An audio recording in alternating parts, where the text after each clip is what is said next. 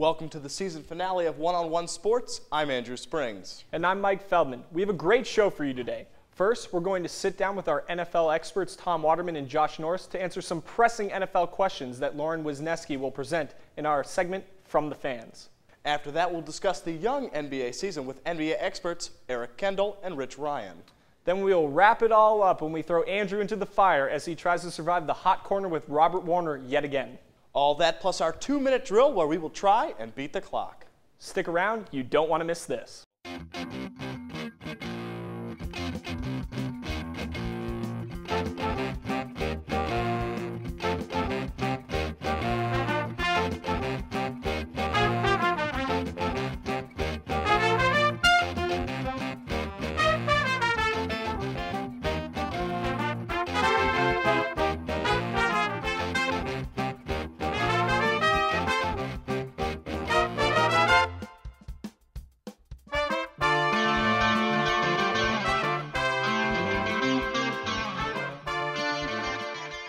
Welcome back to One-on-One Sports, ESTV's Emmy Award-winning sports program.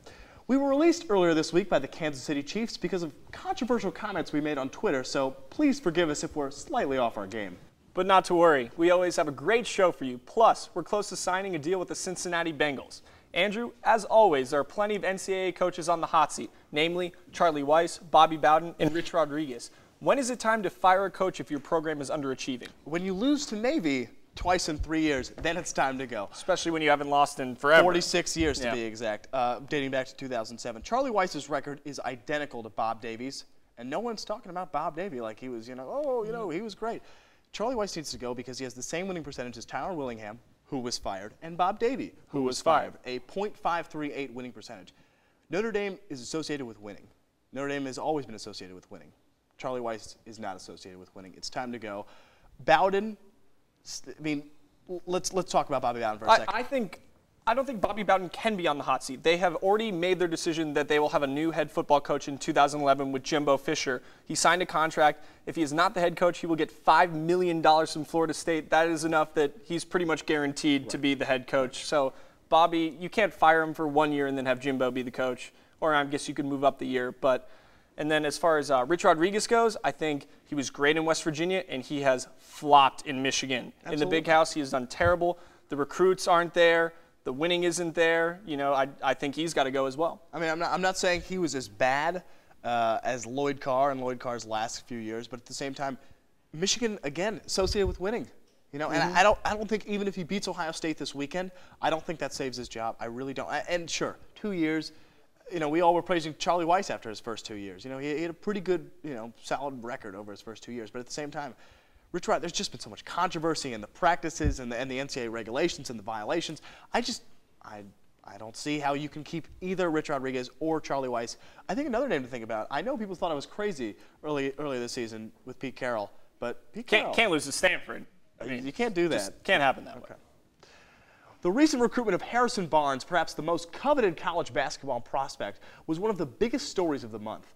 How closely should fans follow their team's recruiting pursuits? I think the recruiting is a big hoopla. There's only so many players that make the very key impact. We look at a guy like John Wall, who signed with Kentucky. In his first game, he hit the game-winning shot with 0.5 seconds left, put 19 in. If you're going after a guy like John Wall, if your team is a serious contender for John Wall, a Harrison Barnes, a Brandon Knight, then you can follow it. But, if you're a team that, feeds off the 3-star, possibly 4-star recruit, just wait till signing day, see who you got, and then look them up. But at the same time, with this new rule that the NBA instituted where you have to have at least 1 year of college, freshmen make the teams. We saw it with Carmelo Anthony. We've seen it with numerous people, Greg Oden. The list goes on and on. They impact the team in such a way that they wouldn't have if they had just go from high school to the pros. Like a LeBron. We need, exactly, the message boards, the recruiting, the high school videos, we need to follow them because we want a national championship. Whoever your school is, wherever you may be, you want the national championship. And if there's one guy that can bring it to you, like a Carmelo Anthony or a Greg Oden, I want to follow him since freshman year. Call me crazy, but I want that guy on my team so that I can win a national championship. Some of these freshmen very capable of making big impact. The Diaper Dandies are definitely good sidekicks for the people in place. Batman, Sherlock Holmes, Conan O'Brien, what do they all have in common? They have sidekicks. Sidekicks aren't limited to comic strips or detective novels. They are present in sports as well. Andrew, who is the best sidekick in sports, past or present? Past, well, Malone and Stockton. Malone and Stockton were. The mailman. Oh my gosh, Malone and Stockton were great. Pippen and Jordan, even better. Both in the same era too, which is even more impressive. True, we both played the same sport. That's why it's easy to relate. Manning and Marvin Harrison. I mean, sure, you could say Manning and Dallas Clark, but Dallas Clark isn't associated with receiving touchdowns. Statistically, Manning and Harrison are the best quarterback-wide receiver combination ever, perhaps. Yes.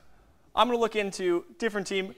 Tom Brady to Randy Moss, the unstoppable toss, teamed up for 25 touchdowns, a record in 2007. And then, if we're going to look more quarterback, wide receiver, either take your pick, Joe Montana or Steve Young with Jerry Rice. Anyone can throw that man, and it is Batman and Robin-esque. I agree. I knew you were going to go with something from ESPNBoston.com. I mean, I didn't know that's what this show was about. But Paul Fitzgerald, actually, TowneyNews.com, in case you were wondering. Thank you, Michael. Unfortunately, we cannot talk about superheroes all day because we have to take a quick commercial break. But stay tuned because One-on-One Sports will be right back.